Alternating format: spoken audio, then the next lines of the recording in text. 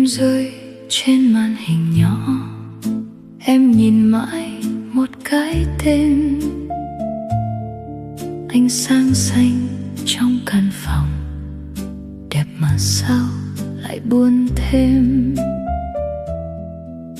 Tin nhắn cũ còn nằm đó, em chưa nỡ xóa đi đâu.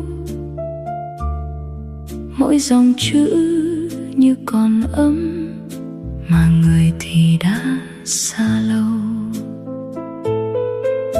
Em biết là anh bận lắm, hay anh đã quên rồi, nhưng tim em cứ chờ mãi một dấu đăng nhập thôi.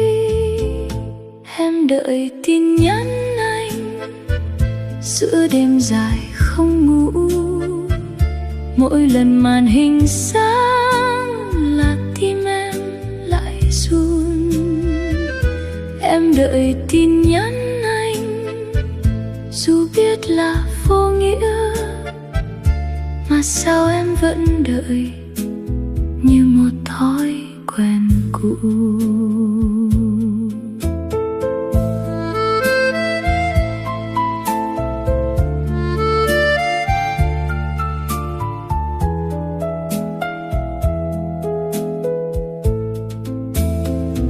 Ngoài kia phố vẫn sáng đèn, người ta đi về rất vội.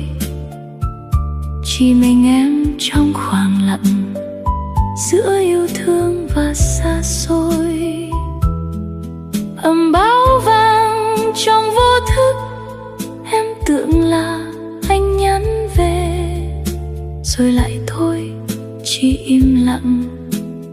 Đêm dài thêm lê thê.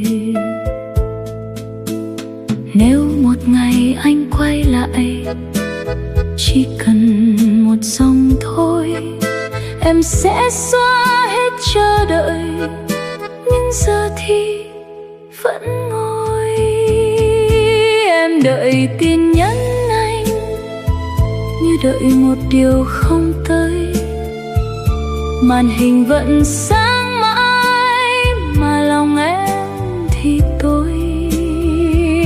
Em đợi tin nhắn anh dù tim em biết rõ, có lẽ anh đã quên. Còn em thì